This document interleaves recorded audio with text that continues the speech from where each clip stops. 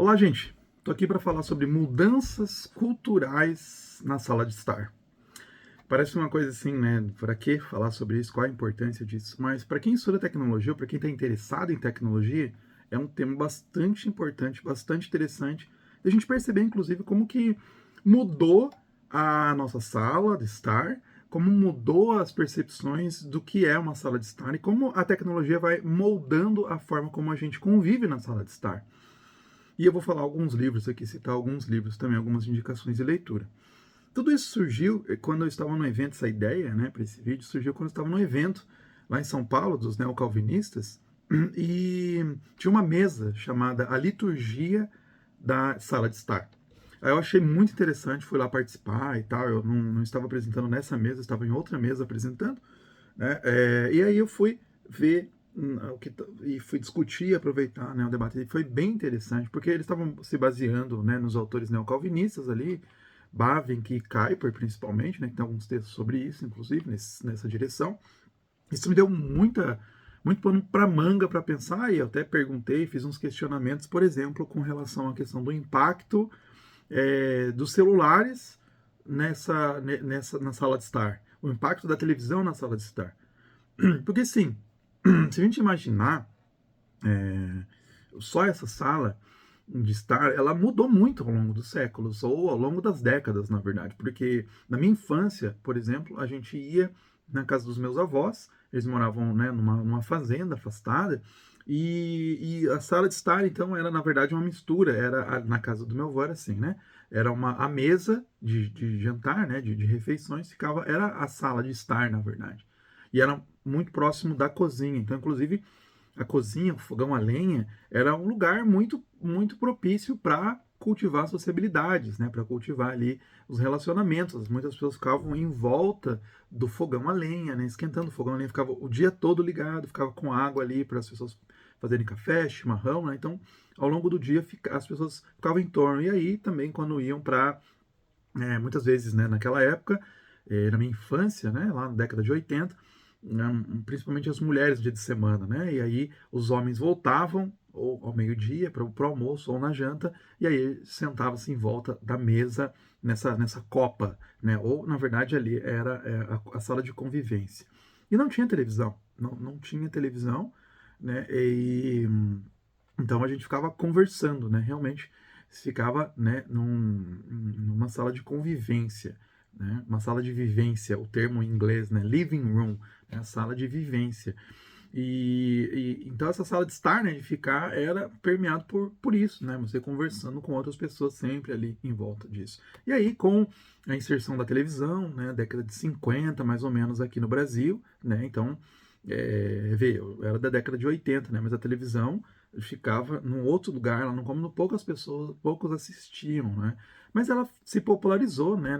Surge na década de 50 aqui no Brasil, né? A televisão aberta, as redes de televisão abertas e transmissão, né? E aí as pessoas começam, né, a televisão a fazer cada vez mais partes e ela fica no centro da casa, né? Então na sala de estar. O Albert Borgman, filósofo, ele fala, né? Quando ele menciona atividades focais. Porque antes das atividades focais, né, aquela coisa que você enfoca, aquela coisa que você está um pouco não conectado com um meio, né, uma tecnologia, assim, mas a tecnologia é um meio para um fim. Né? Então você usa uma ferramenta para você martelar, para você furar uma parede, né, para você fazer um móvel, alguma coisa, né? Mas, por exemplo, tecnologias como o celular ou a televisão, eles são, né, um meio para uma diversão, mas você senta ali em volta e você fica, né, parado em volta. Então, antigamente você tinha, ele fala, né, antigamente você tinha os deuses lares, né, daí que vem o nosso termo lar, que as pessoas sentavam e ficavam em cima da lareira, né? Por exemplo, Fustel de Coulanges, que tem no livro A Cidade Antiga, ele menciona isso. Você ficava em torno da lareira e ali em cima da lareira ficavam os deuses do lar, protetores do lar, né? Às vezes alguma cultura japonesa tem também isso e tal, algumas culturas coloca ali, né? Então ficava em volta da lareira. E aí vai sendo substituído, né, por década de 50 em diante, né, com a televisão, com a propagação da televisão, as pessoas sentam em volta da TV. Elas não estão mais conversando umas com as outras, elas estão assistindo a TV. Claro que elas podem conversar, né, com alguma coisa ali, né, durante a transmissão da TV. Tem algumas casas que eu desaconselho, inclusive, né, que ficam sentados com a televisão ligada direto, né, e conversando em volta da televisão. Então a televisão está lá ligada, né, um ruído de fundo e as pessoas estão ali conversando, né. Então acontece, tem essa prática, eu acho horrível, né, não faço. Mas isso é o fato que nas nossas casas ficou a televisão no centro da casa, né, e tá ali. E não necessariamente, vamos fazer uma crítica, mas não necessariamente a gente precisa mudar isso, né, mas a gente tem que prestar atenção no impacto que tem, né, nos nossos hábitos de convivência diária com a televisão no centro.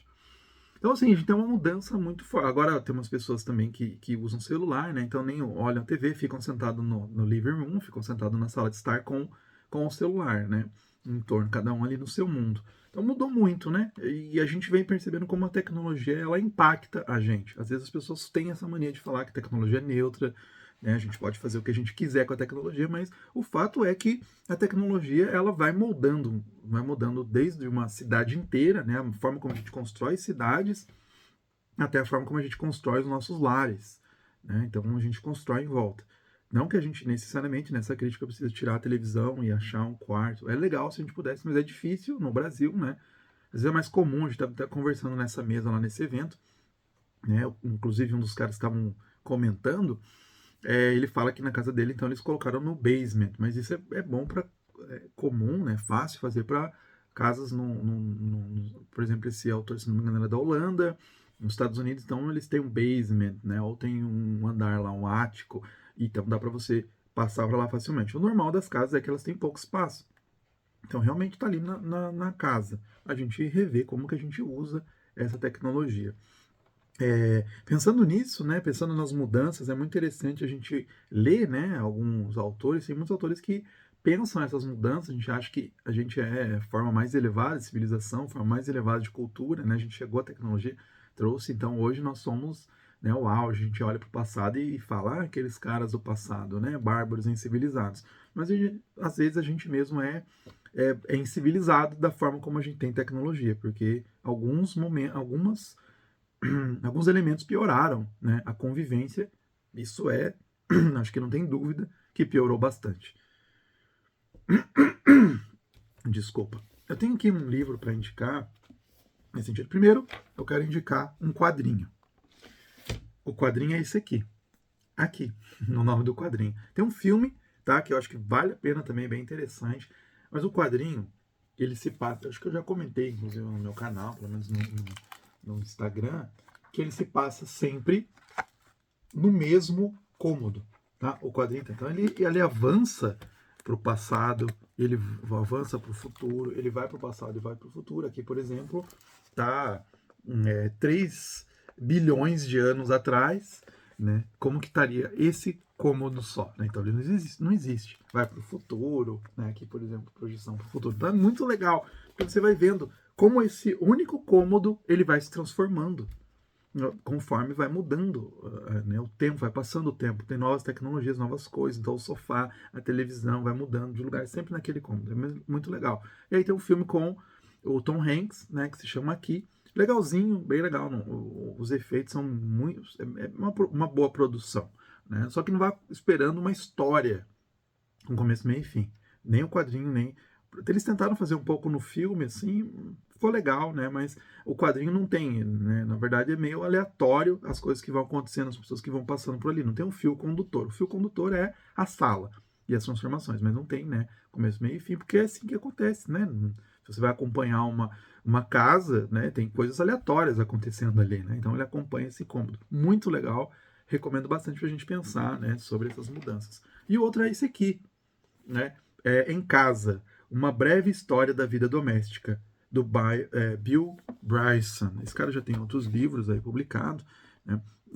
Ele não sei se acho que ele é jornalista, alguma coisa assim, né? Escreve livros de viagem, de história, divulgação científica, então tem uns livros bem interessantes, né?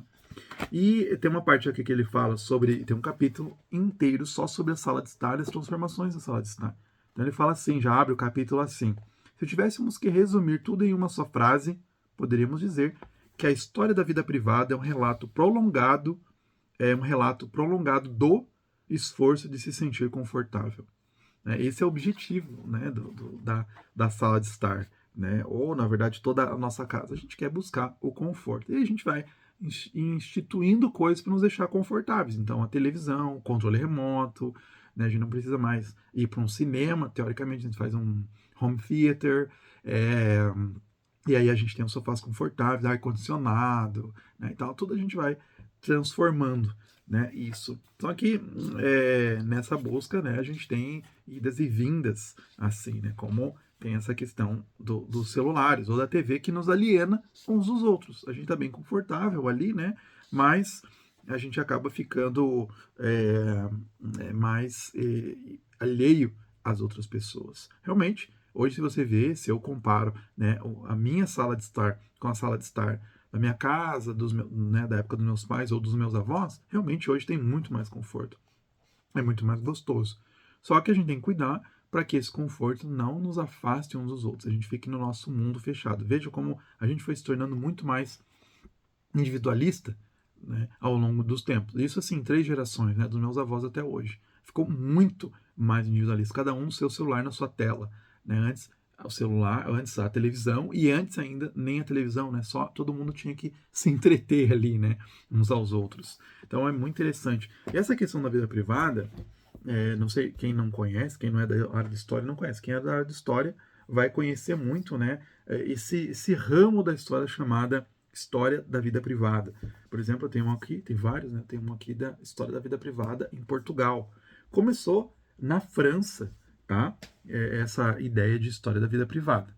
Então eu tenho aqui, organizada pelo Philippe Herrier, o Georges Duby, né, a história da vida privada. E aí eles vão fazendo, aqui, por exemplo, o volume 4, né, já Revolução Francesa, a Primeira Guerra, né, enfim, depois, né, da Primeira Guerra aos nossos dias. Então eles tentam buscar, né, fazer, tem até da antiguidade, né, essa mesma versão, tanto que vocês veem que já é o volume 5, você tem o volume 1 que vai lá, Grécia e Roma, antiga, né? Então, como que realmente focar na questão privada, porque é uma coisa que as pessoas não tinham uma história, né, antes da década aí, sei lá, de 40, né, que se preocupava com as questões privadas. E é muito interessante, porque modifica muito, né? A gente percebe muito, é um microcosmo da sociedade, e a gente acaba percebendo muitos impactos, né, na sociedade a partir da vida privada. A gente tem, inclusive, do Brasil também. Né? Aqui são 4 volumes, se não me engano, acho que não sei se acho que são só 4. E esse aqui é organizado pelo Fernando Novaes, né? E esse volume específico, a coleção inteira Fernando Novaes, e a coleção específica pela Lilia Moritz Schwartz, que tem um capítulo aqui também onde ela fala sobre questões de raça. Mas é muito interessante isso, como que já tem uma imagem da capa, assim, que é muito rica, né, na sala, né, elas convivendo ali as imagens, uma coisa muito assim do interior, né, como que as pessoas conviviam e tal, como que era a sua casa, como que era realmente construída a casa. Então é bem legal esse volume, eu gosto bastante, já até dei em sala de aula, porque você vai vendo, inclusive, tem um capítulo sobre tecnologia, que é o meu interesse, né? Por exemplo, o capítulo 9, que fala sobre o capitalismo tardio e a sociabilidade moderna. Né? Então, onde ele fala, inclusive, sobre a televisão, né? A chegada dos canais aqui no Brasil na década de 50, né? De começar a ter transmissões e como isso afetou, né? A forma como as pessoas pensam, agem, inclusive como as pessoas votam, né? A gente sabe que, por exemplo, a TV Globo teve impactos muito grandes na forma como as pessoas votavam, né? E hoje a gente tem redes sociais. Então, a ideia é, né, pensar como que a gente estrutura a nossa própria sala de estar e como que as tecnologias que a gente coloca na sala de estar afetam a convivência da família inteira. Então, acho que isso é muito interessante. Né? A partir da filosofia da tecnologia, da história da tecnologia, imaginar isso, inclusive até de uma teologia, né? Por que não, como os autores pensaram lá no evento do neocalvinismo, né? A liturgia da sala de estar. Qual é a liturgia que a gente tem produzido, que a gente tem encaminhado como família na nossa sala de estar? Eu acho que essa é uma pergunta bem válida em face das novas tecnologias. E imaginar que a tecnologia não é neutra. Né? Uma televisão, um smartphone, ele reconfigura toda a nossa vida espiritual, a nossa vida familiar, né, e a nossa vida material, a forma como a gente constrói as nossas casas. Então, acho que isso é bem interessante da gente pensar. Então, fica aqui minha reflexão e a minha provocação para vocês pensarem e até indicarem livros, né, sobre a liturgia da sala de estar e o impacto da mudança tecnológica na sala de estar.